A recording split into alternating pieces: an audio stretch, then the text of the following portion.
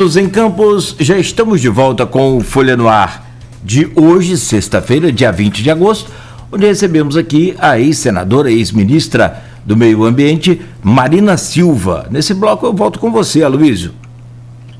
Senadora, tivemos duas pesquisas nacionais esta semana, reveladas esta semana, divulgadas esta semana. A XP e PESP, na terça-feira, e ontem a Poder Data, do portal Poder 360. E as duas apontam quadros muito ruins para o presidente Bolsonaro. A XP e PESP, ela chegou a projetar a eleição de 2022 e Bolsonaro com uma rejeição de 61%, que, óbvio, é proibitiva em qualquer eleição de 2 turnos, né, onde o objetivo é o segundo turno se chegar a 50+1. Se você tem 61% que não vota você de maneira nenhuma, isso parece que é difícil ser revertido. Mas Lula também tem uma rejeição muito alta, embora camuflada pela de Bolsonaro, que é de 45%. Como é que a senhora vê esse cenário? Logicamente, falta muito tempo para a eleição, são aí mais de 12 meses para a eleição, mas como é que a senhora vê esse cenário e a possibilidade de uma terceira via nele? Eu vou repetir uma frase que eu sempre dizia em todas as campanhas, quando me falavam de pesquisas, mesmo quando eu estava, em alguns momentos, performando muito bem, e até na frente, como foi ali no início, quando assumi a dianteira em 2014. Eu sempre digo que a pesquisa ela é importante, é uma ferramenta da nossa democracia para ir fazendo essas aferições, mas é uma fotografia de um momento que não pode ser tido como petrificado, como estabilizado. Essa fotografia vai mudando porque a paisagem política eleitoral também vai mudando de acordo com as novas conformações que vão sendo criadas. E eu tenho dito que no meio dessa polarização entre as duas candidaturas, os dois nomes, o nome do ex-presidente Lula e o nome do presidente Bolsonaro, existe sim o espaço para a terceira via. E essa terceira via precisa ser construída no dia a dia desse processo até 2022, quando ele se finalizar com a escolha daquele que eu espero da terceira via possa ir para o segundo turno.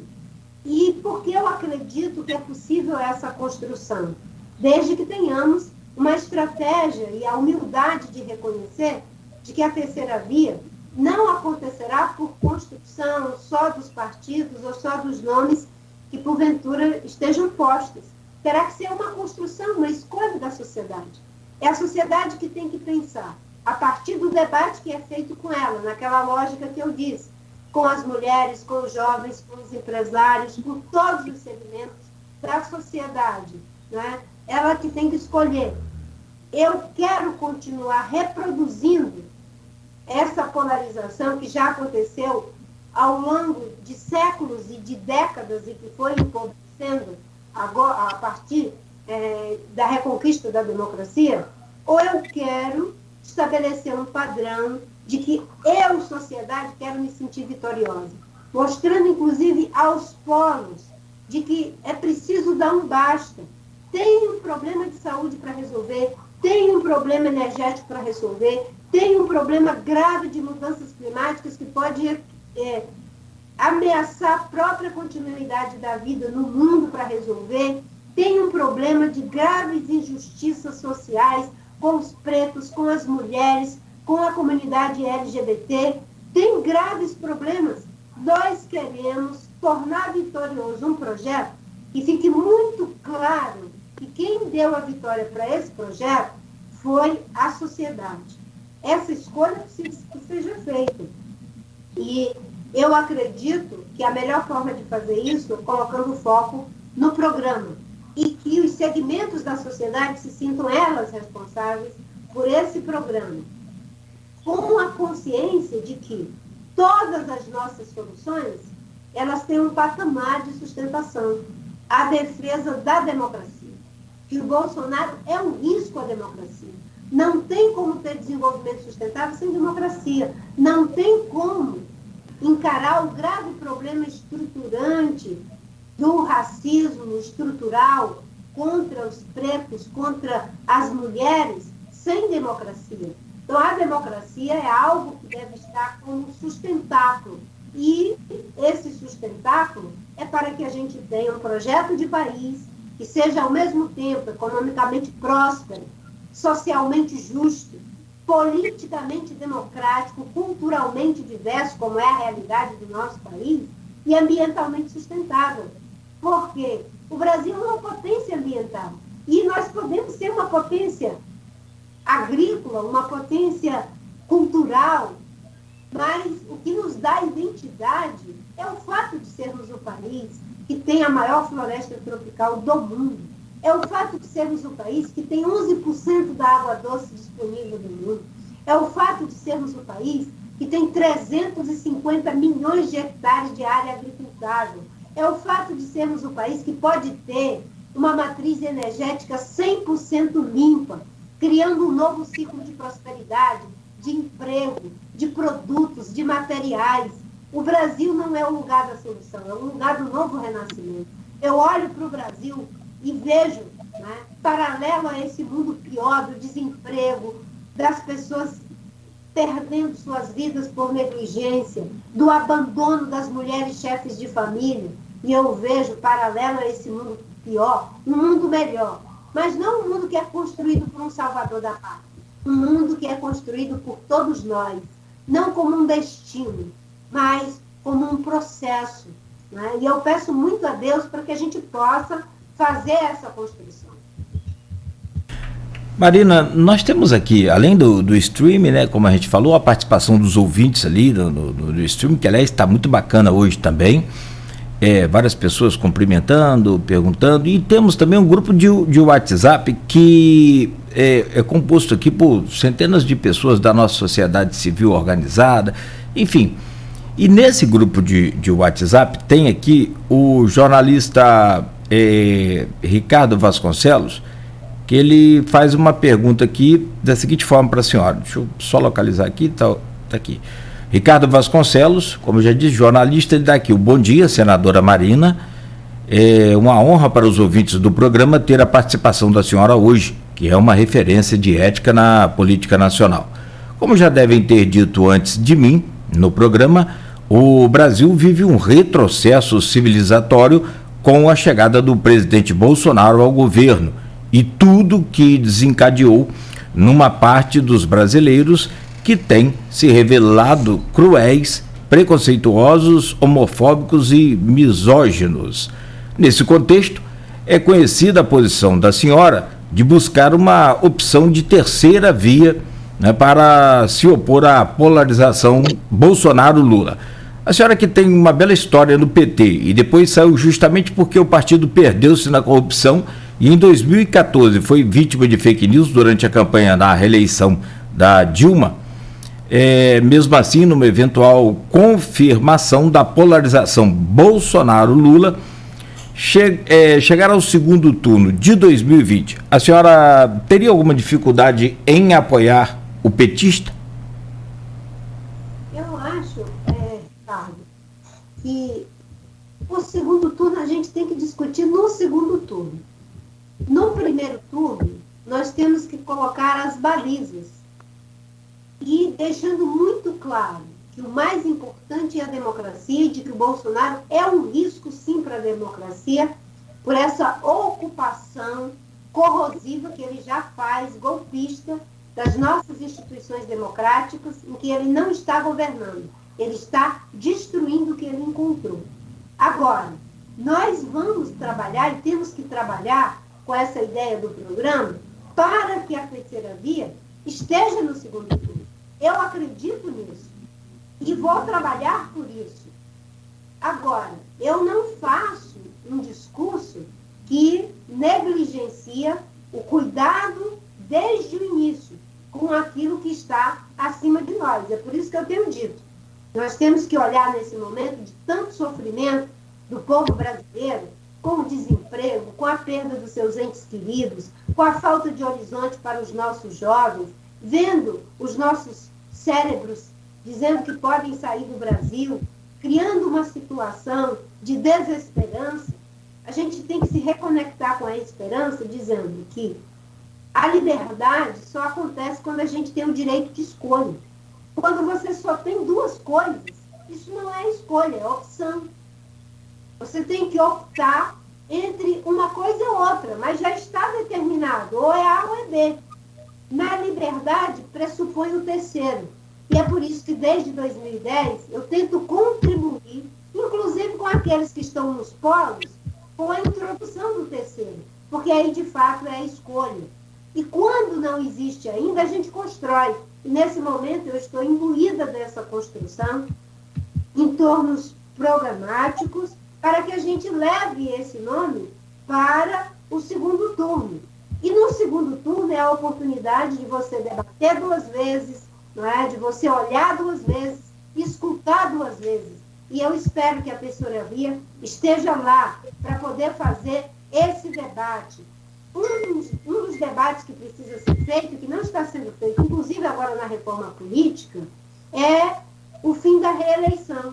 Porque a reforma política não acontece, o que acontece é sempre reforma eleitoral de conveniência, onde os partidos que têm orçamentos bilionários para campanhas e de fundo partidário sempre fazem o ajuste para ver como é que fica melhor para eles. Vocês vejam que o tempo todo, mesmo os partidos programáticos que são pequenos, como o PCdoB, como Cidadania, como a Rede, como o PV, partidos que são programáticos, que não são siglas de aluguel. Eles dizem, não, temos que acabar com os pequenos partidos porque eles são um risco para a democracia, são siglas de aluguel, os que se alugam, não esses que eu mencionei. E o que eles fazem como resposta? Eles privilegiam os que alugavam, dão um prêmio para os partidos que alugavam, para que eles tenham mais poder e continuem com o monopólio da política. E dizem, não, as propostas que estão aí, eu sou contra distritão misto, porque de fato tem problemas. Mas não porque enfraquece os partidos, porque enfraquece a democracia. Eles fazem o debate dizendo, não, isso vai enfraquecer os partidos. Olha só, a distorção vai enfraquecer a democracia. E para fortalecer a democracia, é preciso que se tenha partidos programáticos e é preciso, inclusive, que se tenha uma reforma política que acabe com a reeleição, que introduza as candidaturas independentes. Ter uma candidatura independente é algo que é bom, inclusive, para ter um concorrente idôneo com os partidos políticos. Tem muita gente boa que gostaria de estar na política, mas se for entrar por um partido, ele sabe que não tem chance, porque os caciques já estão instalados. É por isso que a Rede, na última eleição, em 2018, elegeu 5 senadores. Por quê? Porque eram pessoas que não tinham nenhuma chance nesses grandes partidos. E mesmo que a maioria, digamos, desses não estejam mais na rede, são pessoas que não nos envergonham. O senador Alessandro, que está hoje no Cidadania, faz um excelente trabalho, mas ele só teve chance pela Rede Sustentabilidade. Por isso que as candidaturas independentes, e a Rede tem esse mecanismo das candidaturas cívicas, ele é muito importante. Uma reforma política que estabeleça que, a partir de agora, o mandato do que será eleito em 2028 continuará sendo só de 4 anos, que a partir de 2026 será de 5 anos, sem reeleição, porque reeleição é um problema. As pessoas não fazem o que é necessário para o país, fazem o que é necessário para se manter no poder. Isso é um prejuízo para os interesses da sociedade. Então, eu defendo que a gente faça um debate para que a gente possa avançar com uma terceira via que faça uma transição para um novo ciclo de prosperidade econômica, social, cultural, que não seja esse processo anticivilizatório, como vocês colocaram do Bolsonaro, mas também, não é, que a gente tenha um novo ciclo de prosperidade política no Brasil, em que a gente melhore a qualidade das instituições, que a gente trabalhe a inovação política. O mundo mudou, a sociedade hoje é altamente conectada, não quer ser mais só espectadora da política. É preciso que a gente renove com novos quadros. A Rede tem muitos jovens, muitas pessoas, né? Eu tenho a alegria de ter pessoas como Bandeira de Mello, como Andréa Gouveia, como Marcos Palmeira na Rede, do Rio de Janeiro, de ter pessoas como Iaraci na Bahia, uma mulher preta e corajosa, de ter pessoas em vários lugares, como a nossa porta-voz, corajosa Luiz Helena, mas de ter também o jovem Zé Gustavo, de ter o jovem Wesley como nosso porta-voz, de ter a nossa querida vereadora de Macaé, uma jovem preta, Isa, que nos dá orgulho de ser vereadora pela Rede Sustentabilidade. Você coloca, você em recente entrevista, Marina, falou que após anos de PT e PSDB, a semente que brotou foi Bolsonaro. E durante toda a nossa entrevista, você prepara um terreno para uma terceira via no seu discurso e defende também que tentou ser essa terceira via em 2010, 14 e 18. 2022, Marina, é um nome possível para esse terreno da terceira via?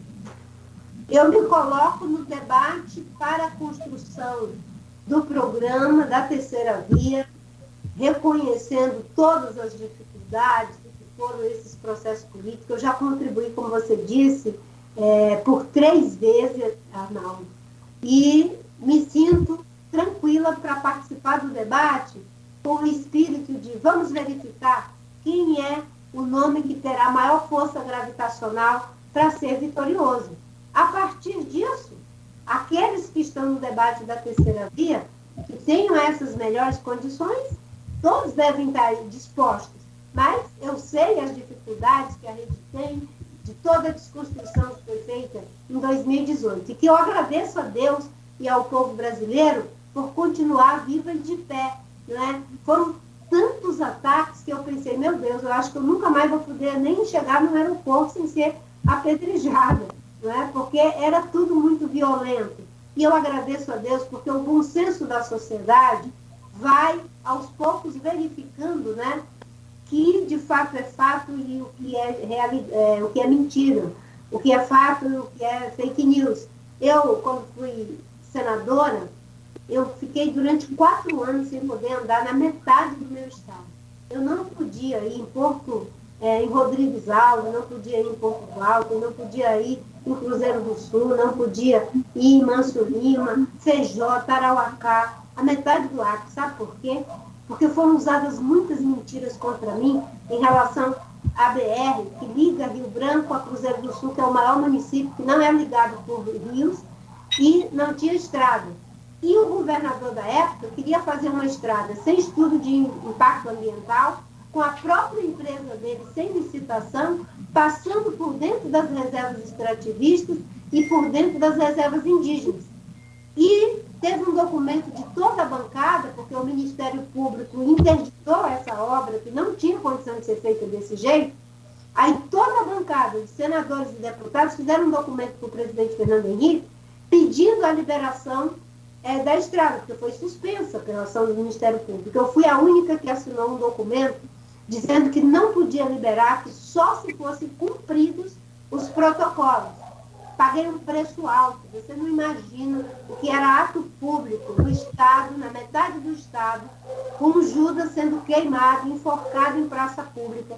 Teve uma situação que um avião não desceu em Cruzeiro do Sul, porque disseram que eu estava dentro do avião, foram para a pista, e era um avião na época, não sei se era da VAC, se era da FAB, não me lembro agora, era da TAM, não sei, botaram pneus, tocaram fogo para que eu não pudesse descer. Teve uma menina no município de Feijó, que se chamava Marina, e houve um churrasco desses, de fazer esses manifestos contra mim, em que essa criança, uma adolescente, por ter esse nome de Marina, quase foi linchada.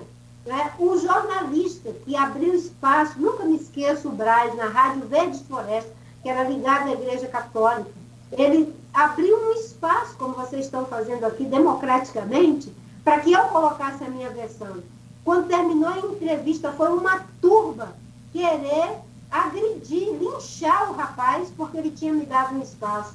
A coerência tem um preço, tem um custo, mas eu sempre digo, é preferível sofrer injustiça do que praticar injustiça. 4 anos depois, eu voltei a circular no meu estado. Todas as pessoas reconhecendo que o que eu estava dizendo estava certo, não é? E eu fui eleita para um 2º mandato, com uma votação maior ainda.